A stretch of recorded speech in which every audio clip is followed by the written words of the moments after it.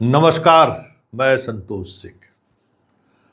सम्राट भाई, ऐसे में कैसे सरकार चलेगा बताइए आप ही।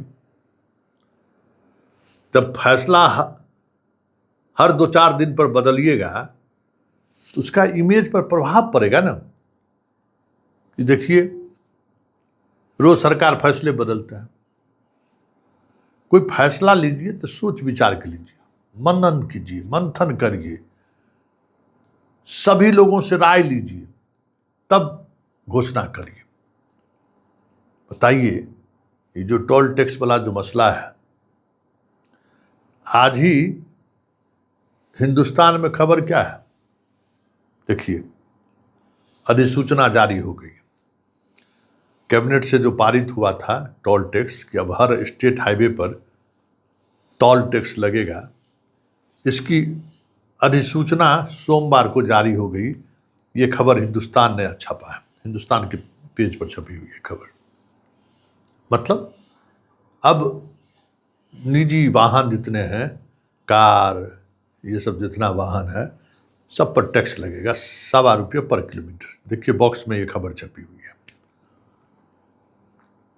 देख रहे हैं ना।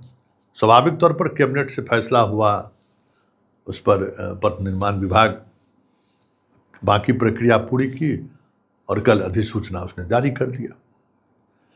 जिस समय अधिसूचना जारी हुआ उससे कुछ देर के बाद आप अररिया में भाषण के दौरान उन्होंने कहा कि नहीं नहीं, सिर्फ पीले वाले को ही लगेगा, जिसका नंबर प्लेट पीला रंगा हुआ है ना, उसी को टैक्स लगेगा, बाकी लोगों को टैक्स नहीं लगेगा। ये भास्कर की आज की बड़ खबर है। हिंदुस्तान को लगता है ये खबर नहीं मिल पाया, भास्कर ये खबर फ्रंट पेज पर छापा है। पब्लिक कंफ्यूज है कि एक अखबार छाप रहा है अधिसूचना जारी, दूसरा अखबार कह रहा है कि मुख्यमंत्री कह रहे हैं कि नहीं, सिर्फ पीला वाले को लगेगा। तो अब सिर्फ पीले वाले को लगेगा, इसके लिए कैबिनेट की बैठक में प्रस्ताव लाना पड़ेगा, उस नियमावली को बदला जाएगा। जो मोटर व्हीकल वाला जो नियमावली 2026 बनाए हैं, पुल पुलिया पर, रोड पर, स्टेट पर टैक्स वाला, उस नियमावली में बदलाव लाना होगा। और उस नियमावली पर मतलब एक पूरे प्रोसेस के तहत वो नियमावली बनाई गई थी, जिसको कैबिनेट से मोहर लगा। बाद में उसको विधानसभा से भी आप पास करा सकते थे। जब इतना मंथन करके एक नियम बनाए और वो नियम लागू जिस दिन हुआ उसी दिन आप वापस करने की घोषणा करते हैं, तो ऐसे में सरकार चलेगा? ये बताइए ना भाई, बड़का संकट ही है।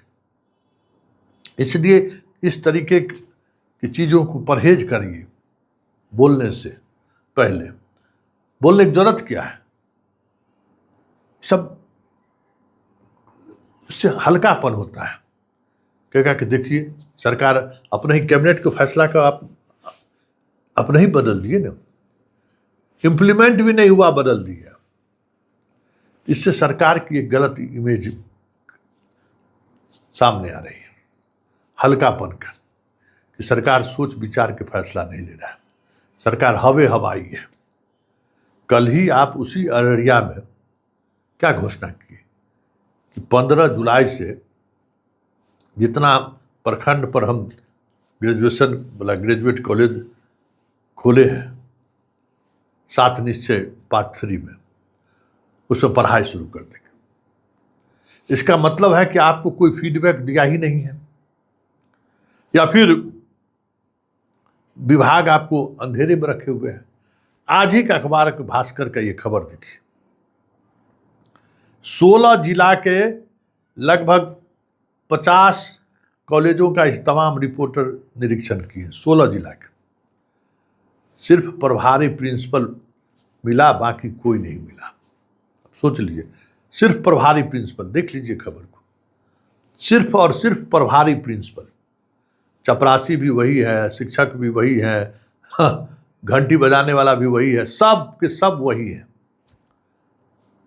कोई दूसरा अपॉइंटमेंट हुआ है, इन्हीं को गया 50-55 लाख रुपया दिए हैं, तो कोई डेवलपमेंट का काम रंग रोगन वो भी कुछ जगह हुआ है, अधिकांश जगह हुआ ही नहीं है। और सबसे बड़ी बात है कि इन कॉलेजों में पढ़ाने के लिए जो कॉन्ट्रैक्ट पर आप असिस्टेंट प्रोफेसर की जो बहाली करने वाले थे, उसकी बहाली के लिए जो फॉर्म आप संग्रह कर रहे हैं, फॉर्म जो आपने मांगा है वो 3 जुलाई से लेकर 15 जुलाई तक आप मांगा है। फिर बहाली की प्रक्रिया में 1 महीना लगेगा, ज्वाइन करते हुए 2 महीने का समय कम से कम लगेगा। गजब है। और आप घोषणा कर दी जहां पढ़ाने वाले असिस्टेंट प्रोफेसर की नियुक्ति नहीं हुई, जहां 3rd ग्रेड स्टाफ, 3य श्रेणी का स्टाफ का नियुक्ति नहीं हुआ है, बस किसी हाई स्कूल जो अब अपग्रेडेड 10+2 है, ऐसे जगहों पर आप बना दिए हैं। बिल्डिंग भी ठीक से नहीं बना हुआ है, आप वहाँ बना दिए और कह रहे हैं कि 15 तारीख से जो है सो स्कूल में हम पढ़ाई शुरू कर देंगे।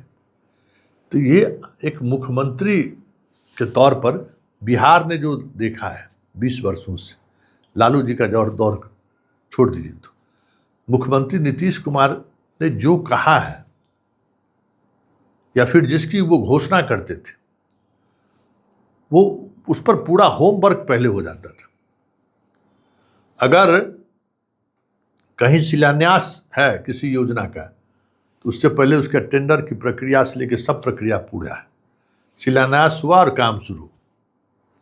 नीतीश कुमार के मुख्यमंत्री काल में तो अधिकांश उनका शिलान्यास नहीं होता था, कार्य का शुभारंभ होता था।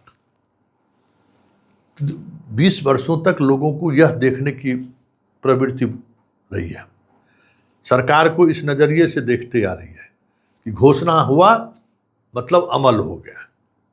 लेकिन यहाँ घोषणा के साथ साथ सरकार कैबिनेट से पास भी कर दे रही है, अधिसूचित भी हो रहा है, पूरे राज्य में लागू भी कर दिया जा रहा है। उसके बाद मुख्यमंत्री जी बयान देते हैं कि नहीं, ऐसी बात कुछ नहीं है, प्राइवेट व्हीकल को नहीं लगेगा। तो ये सरकार चलाने का तरीका जो है सही नहीं है। इसका गवर्नेंस पर प्रभाव पड़ता है सम्राट भाई, गवर्नेंस प्रभावित होगा इससे। आपकी बातों का असर नहीं होगा ब्यूरोक्रेसी पर, क्योंकि ब्यूरोक्रेसी तो अपने आप में एक अलग चीज़ है, तो आपको इसे भी चलने नहीं देगा जब तक आप टाइट नहीं रहिएगा। लेकिन ये स्थिति रहेगा कि हर सप्ताह अपने खुद के कैबिनेट के द्वारा पारित निर्णय को अगर बदल दिएगा, तब तो ये सब तो खूंखार सब है, टिकने देगा, चलाना मुश्किल कर देगा, बात बात पर रंगा लगाएगा।